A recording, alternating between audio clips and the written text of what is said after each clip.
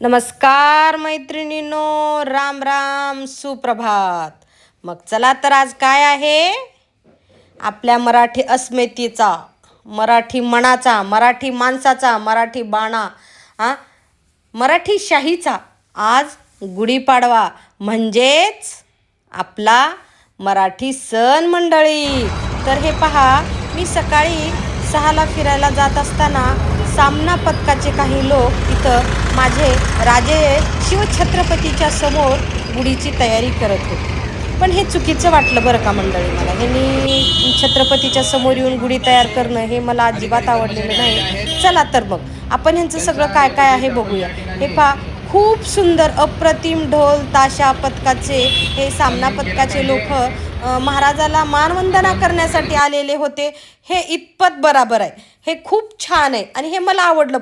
पण यांनी महाराजासमोर ही अशी तांब्या पालतं घालण्याची गुढी उभा केली, ही मला अजिबात आवडली नाही.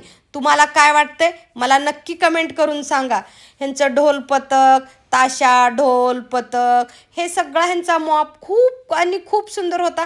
आणि विशेष ही महाराजांकडे आले हे पण खूप छान आहे. पण महाराजासमोर ही अशी तांब्या पालतं घालण्याची गुढी जी आहे, ही परंपरा आता मोडीत निघालेली आहे. मंडळी, तुम्हाला आम्हाला सगळ्यांना ठाऊक आहे ही गुढीचं प्रतीक काय आहे.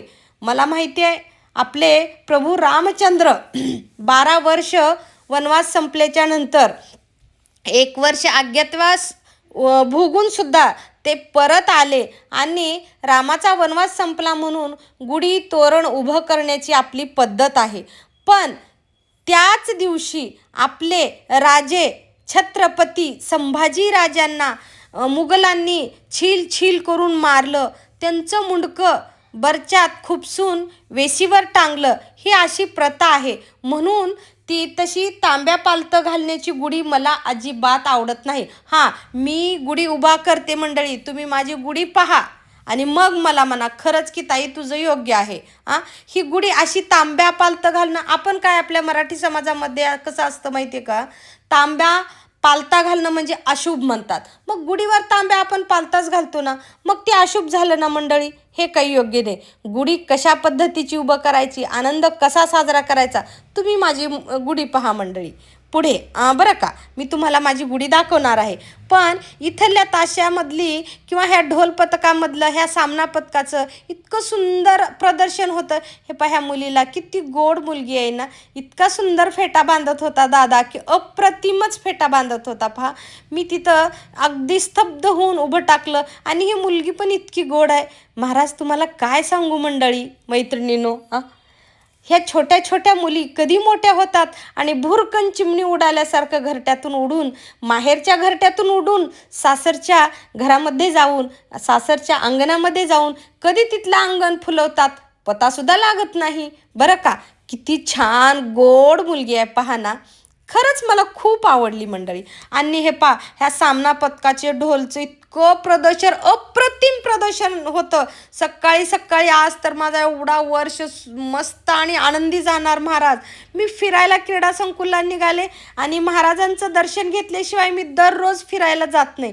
मी महाराजाला मानवंदना करूनच मी पुढे फिरायला जाते. महाराजासमोर आले तर काय बापरे, किती सुंदर बघा ना, आपला समाज किती पुढं गेलाय. महिलांना चूल मूल उष्टी काढा, हे घरातले खरकटे काढा, हेच होतं महाराज. पण मंडळी हे पा, बायका ढोल, एवढे मोठे ढोल अतिशय प्रेमाने, आनंदाने आणि उत्स्फूर्तीने वाजवत होत्या ना. खरंच ह्यांचं कौतुक करावं तेवढं कमी आहे बघा. मी जिथं मला योग्य वाटतं ते मी बोलतच असते महाराज. तुम्हाला मंडळी माहिती आहे ना की महिलांनी आपल्या असं एवढं पुढे जाऊन इतकं सुंदर कर्तबगारी निभावलेलं, खरंच त्यांचं अप्रतिम कौतुक करायसारखं होतं बघा. सामना पथकाचे खरंच पुनश्च धन्यवाद की आज सकाळी मला एवढा सुंदर नजारा बघण्यासाठी भेटला. खरंच मी भाग्यवान आहे. आणि आज सकाळी पाडव्याचं माझ्या छत्रपतीचं दर्शन घेऊन एवढा अलौकिक सोहळा पाहायला भेटला. खूप धन्यवाद ह्या पूर्ण पथकाचे आणि ह्या पूर्ण मंडळाचे खूप धन्यवाद व्यक्त करते. आणि कसं आहे, आज गुढीपाडवा म्हणल्याच्या नंतर आपल्या मराठी माणसाच्या अंतःकरणातला, मनाला स्पर्श करणारा सण महाराज. आपलं मराठी वर्ष माझ्या बळीराजाचं, शेतकऱ्याचं, माझ्या पोशिंद्याचं वर्ष चालू होतं महाराज. पाडव्याला, गुढीपाडव्याला. आपलं 31 डिसेंबरला नाही, तर आपलं नवीन वर्ष हे गुढीपाडव्याला साजरं करायचं. 31 डिसेंबर एन्जॉयचा दिवस, पण खरा दिवस गुढीपाडव्याचा, नवीन वर्षाचा, मराठी माणसाचा सण आपला. मग घरी आलो. तिथून आम्ही घरी आल्याच्यानंतर आंघोळ वगैरे सगळं काम आवरलं, पूजा केली. पूजा करून मग आता पहिल्यांदा गुढी उभा करायची. मी तुम्हाला सांगितलं होतं ना, माझी गुढी वेगळी. बघा मी माझ्या लेकराला कसे संस्कार दिलेत. हे पहा, झेंड्याचं सुद्धा त्यानं दर्शन घेऊनच आम्ही झेंडा लावला. तुम्हाला मी अगोदर सांगितलं, आपले श्रीराम प्रभू 14 वर्षाचा वनवास भोगून आलेले होते. मग त्या दिवशी गुढी, तोरण, झेंडे उभं करण्याचा दिवस होता. तर पाहू शकता मैत्रिणींनो तुम्ही, मी आजच नाही, गेले 20 वर्ष झालं मी 2006 मध्ये मराठा सेवा संघ जॉईन केला व मी जिजाऊ ब्रिगेडची तालुका अध्यक्ष, जिल्हा कार्यकारिणी अध्यक्ष राहिलेली आहे. तर त्याच्यासाठी मला पूर्ण पाडव्याविषयी नॉलेज आहे. छत्रपती शिवाजी महाराजाविषयी नॉलेज आहे. छत्रपती संभाजी महाराजाला कसं मारलं, कुठं मारलं, केव्हा मारलं, हे सगळ्याचं नॉलेज आहे. त्याच्यामुळं मी सेवा संघाची एक कार्यकर्ती छोटीशी असल्यामुळं, मला हे सर्व नॉलेज असल्यामुळं मी माझ्या घरावर तांब्या पालता घालत नाही. कारण तांब्या पालता घालणं हे अशुभ म्हणतात. बघा ना मंडळी, घरात जरी आपण तांबे पालते घातलं तर आपली आई म्हणती, सणासुदीचं तांब्या कशाला पालता घातला. मग आपण घरावरती कसा तांबा पालता घालायचं मंडळी. तर त्याच्यासाठी मी माझ्या घरावरती माझा भगवा झेंडा फडकावते. त्याला मी ह्याचं पानपण कडुलिंबाचा ढाळा बांधते. का तर माणसाने एकमेकाच्या तोंडाचं कडू काढायचं, नवीन वर्ष गोडापासून चालू करायचा. म्हणून मी इथं कडुलिंबाचा, कारण लिंबाचं प्रतीक आहे थंड, निरोगी, याच्यासाठी मी कडुलिंबाचा ढाळा पण बांधलेला आहे माझ्या झेंड्याला. आणि मी माझ्या झेंड्याला फुलाचा हार, खोबळ्याचा हार घालून माझ्या झेंड्याचं स्वागत करून पूजा अर्चना अतिशय मनभावे अंतकरणातून हे पहा आम्ही करत असतो. आणि गेले 20 वर्ष मी ह्या पद्धतीची गुढी परंपरा मी माझ्या घरात चालवली आहे. आणि मी असेपर्यंत माझ्या घरामध्ये अशीच गुढीची परंपरा राहील. आणि माझा मुलगा पण माझ्या नक्षकदमवर चालतो, त्याच्यामुळं मला अजिबात टेन्शन नाही. खाली हे कळस तांब्या मांडायचा मंडळी, पण कसा सवाशी, उलटा नाही, पालता नाही घालायचा. हे पहा मी कळस मांडला. कळसापुढे धान्य म्हणजेच गहू, हळद, जे काही आपण पूजेला मांडतो ते सगळं मी मांडलेलं आहे. आणि कळसावरती नारळ ठेवून कळस तांब्याची, भरला तांब्या कळस का पूजा करतात, हे सुख, समाधान, शांती, ऐश्वर्याचं प्रतीक आहे. म्हणून कळस मी खाली मांडला आहे. आंब्याचे पान घालून मी कळस मांडला. का तर मला उलटं करणं किंवा पालतं घालणं आवडत नाही. आणि मला त्याचं पूर्ण काय त्याची माहिती हे मला मिळाल्यामुळं मी काही ते तसं करत नाही. सो तुम्हाला आवडत असेल तुम्ही करू शकता, पण मी एक सेवा संघाची कार्यकर्ती असल्यामुळं मला त्याचं नॉलेज आहे. मी तांब्या कधीच पालता घातला पण नाही आणि घालणार पण नाही. जेव्हापासून पण मी 20 वर्ष झालं मी माझं स्वतःचं घर घेतलं, तेव्हापासून मी माझ्या घरावरती अशा पद्धतीची गुढी उभं करते. तुम्ही पण अशीच करा असा माझा अट्टहास नाही, आग्रह नाही. ज्याची त्याची मनस्थिती असती. मला त्याचं नॉलेज आहे, मी अज्ञात आहे, मी ज्ञानी आहे, त्याच्यामुळं मला अशी गुढी उभं करायला आवडतं. आणि माझ्या लातूरमध्ये मला वाटते 50% लोक, जेवढे सेवा संघाचे लोक, सेवा संघ असेल, संभाजी ब्रिगेड असेल, जिजाऊ ब्रिगेड असेल, मराठा सेवा संघाचे लोक सगळेजण ह्या पद्धतीचीच गुढी उभं करतात. तुम्ही माहिती काढू शकता, बघू शकता बरं का. तर असो, आज गुढीपाडव्याच्या व नवीन वर्षाच्या माझ्या सर्व इंस्टा फॅमिली, यूट्यूब फॅमिली यांना माझा पुनश्च खूप खूप खूप धन्यवाद ह्यांचे. का माहिती आहे का, यांनी मला सपोर्ट करून इथपर्यंत आणलं. असं जसा माझ्या घरावर झेंडा फडकत आहे तसाच माझा यूट्यूबचा आणि इंस्टाचा झेंडा माझा पूर्ण सोशल मीडियावर फडकावा, एवढीच आई जिजाऊ चरणी प्रार्थना करते. व आज गुढीपाडव्याचा एवढा संकल्प करते की मला माझ्या यूट्यूब फॅमिलीनं आणि इंस्टा फॅमिलीनं असं सपोर्ट करून ह्या झेंड्यासारखं फडकवावं, हीच माझी इच्छा आहे. माझं काहीतरी चुकलेलं असेल तर मला माफ करावं. का तर मी पण तुमच्यासारखी एक सर्वसाधारण स्त्री आहे. घरातनं संसारातनं बाहेर पडून कुठंतरी मला माझी ओळख निर्माण करायची आहे मैत्रिणींनो. म्हणून मी हे सोशल मीडियाचं काम हाती घेतलेलं आहे. कारण खूप जणांचा गैरसमज आहे की सोशल मीडियावर काम करणारे, सोशल मीडियाचा यूज करणारे, आपण रील्स करणारे लोक फालतूक नसतात. कुणीही घाणेरडी कमेंट कुणीही आई बहिणीला करू नये.